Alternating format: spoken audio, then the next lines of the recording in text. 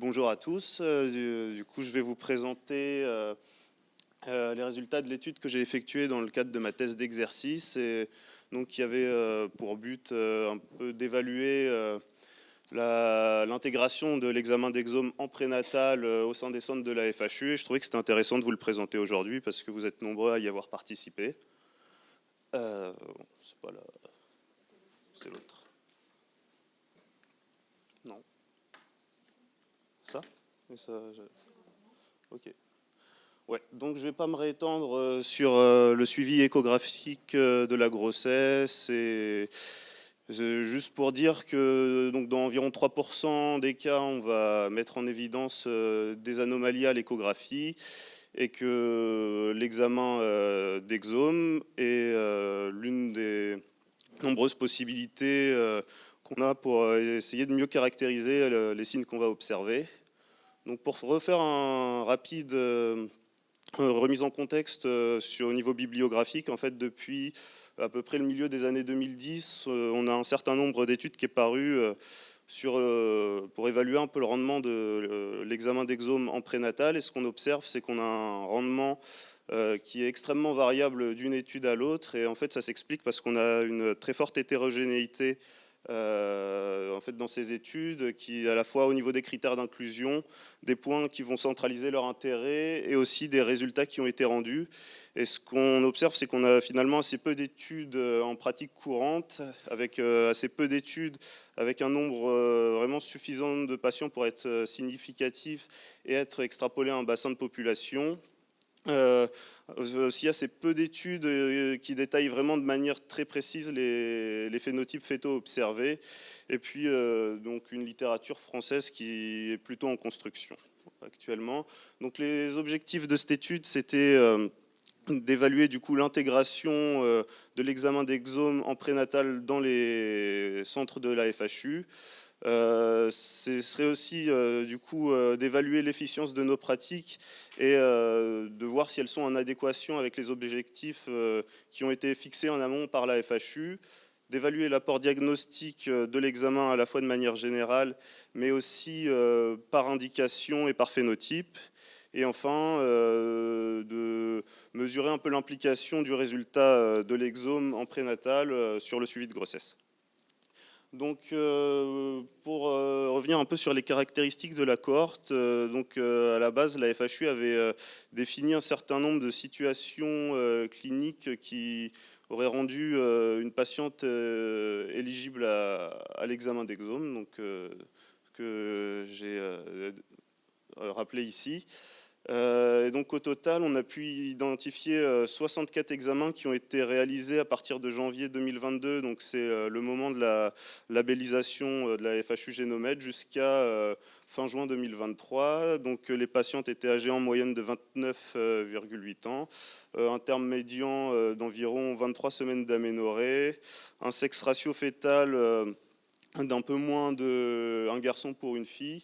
Et ensuite, au niveau de la nature des prélèvements, donc on avait surtout des prélèvements issus d'amyosynthèse, et donc la gestité était à peu près à part égale de primigeste, second geste ou plus de 2 grossesses. Aussi, notre étude avait la caractéristique d'être vraiment ancré sur une zone géographique définie, donc c'est la zone de la FHU que je ne vais pas vous rappeler ici. Ce qu'on peut voir ici, c'est en vert les centres qui ont été amenés à prescrire l'examen, et en bleu les centres à la fois séquenceurs de l'examen et interprétateurs aussi. Et ce qu'on peut observer, c'est la montée en charge progressive de l'examen au cours des différents trimestres, voilà, avec une augmentation continue. Donc le premier point qui nous a intéressé, ça concerne la faisabilité de l'examen. Donc comme la grossesse est une période limitée dans le temps, en fait, les délais vont avoir une importance capitale.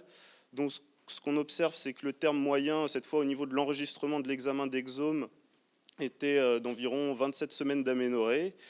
Qu'en moyenne, entre le moment où on a enregistré l'examen au laboratoire et le moment où on l'a rendu disponible au clinicien, on a eu une période en moyenne de 17,3 jours. Mais avant ça, il y a en général un délai assez long, donc de presque un mois entre le moment où on va prélever l'échantillon, donc faire la myosynthèse, et le moment où on va enregistrer l'examen, donc c'est 29,1 jours, et ça correspond assez souvent au délai nécessaire pour rendre à la fois les examens de cytogénétique de première intention et de rediscuter du dossier. Donc ce qu'on peut dire, c'est que le délai est en moyenne plutôt compatible avec le timing de la grossesse, mais qui peut survenir parfois de manière un peu tardive. En fait, c'est ce qu'on peut observer dans le graphe en bas. Donc il y a assez peu d'examens qui ont été prescrits après les termes fixés par la FHU, donc de 33 semaines d'aménorrhée. Mais voilà, enfin, c'est quand même arrivé qu'on le prescrive de manière assez tardive et qu'on rende l'examen au-delà de 35 semaines d'aménorrhée.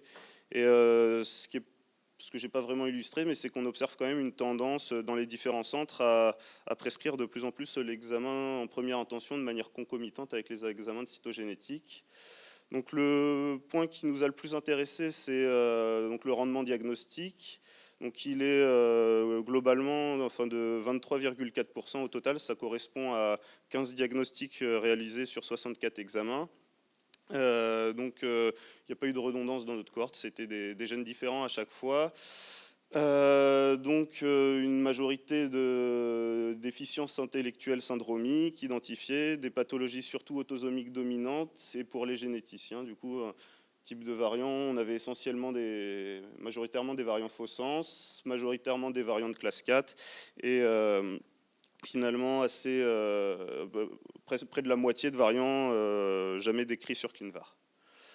Donc ça, c'était juste un tableau pour résumer tous les diagnostics qu'on avait réalisés. Donc on peut voir à peu près une moitié de variants survenus de novo.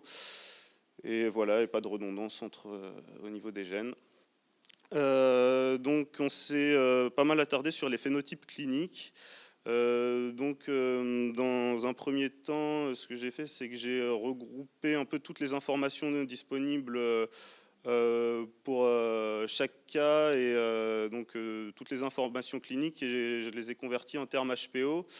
Et ensuite, je les ai regroupés dans des grandes catégories cliniques. Donc c'était plutôt des catégories d'organes ou de systèmes atteints.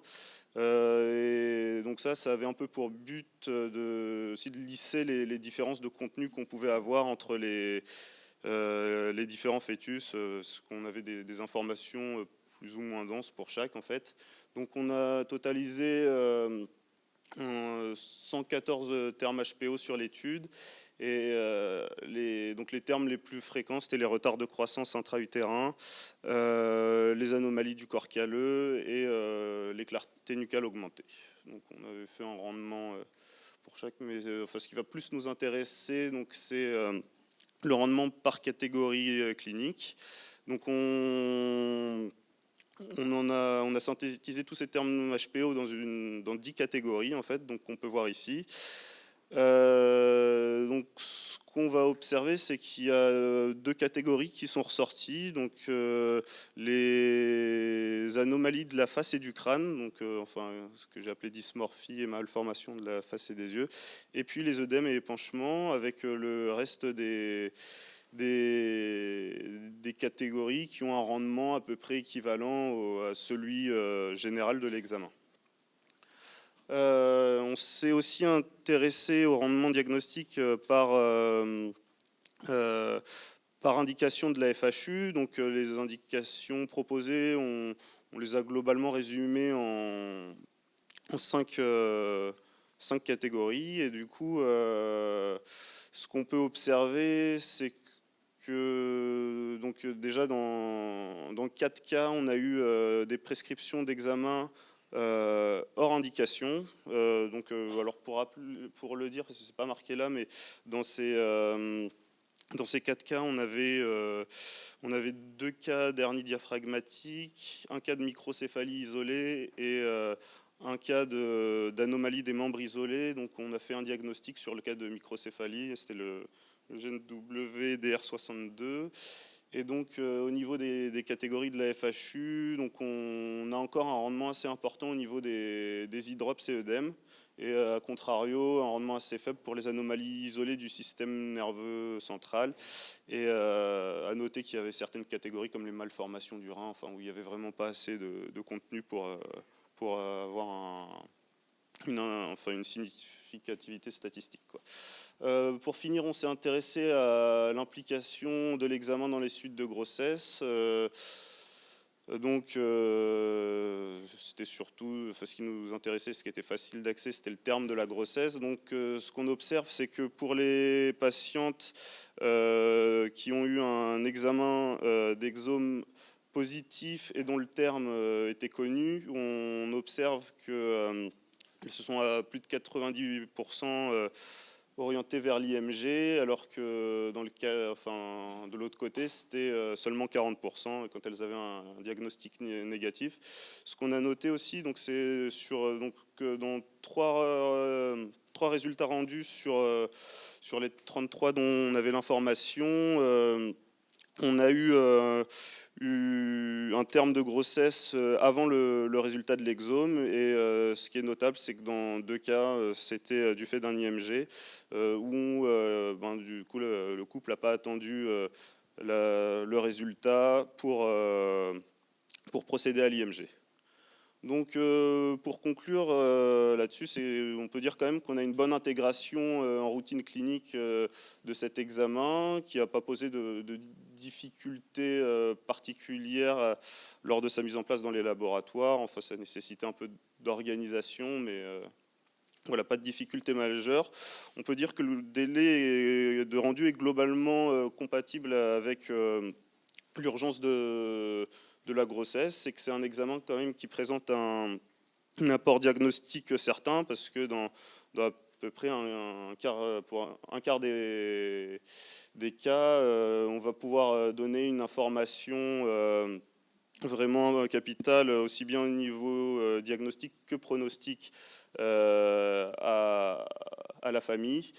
Et donc que les indications posées par la FHU sont une bonne base pour prescrire l'examen, mais on pourrait peut-être rediscuter de plus ou moins mettre en avant certaines anomalies, par exemple enfin les traits dysmorphiques qui ressortaient bien dans notre étude. Et voilà, et juste comme ouverture, la question bien sûr qui était posée un peu de manière sous-jacente, c'était de proposer l'examen d'exome en première intention en prénatal, donc de manière concomitante à l'ACPA et au cario, et donc ça pourrait être une bonne idée, mais ce qu'on remarque aussi d'un autre côté, c'est qu'on a assez peu de résultats rendus hors délai finalement, que la période en fait entre le prélèvement et la prescription de l'exome, elle peut aussi servir à mieux caractériser la pathologie au niveau des phénotypes, enfin voilà, avec davantage d'examens d'imagerie. Et puis la question pourrait se poser autrement aussi si on avait du génome à bas coût disponible, parce qu'il remplacerait à la fois l'examen d'exome et et les examens de cytogénétique. Et dans ce cas-là, se poserait aussi la question de garder l'expertise au niveau local, parce que voilà, on peut voir que chez nous, ça c'est plutôt. Voilà. Merci, merci Maxime.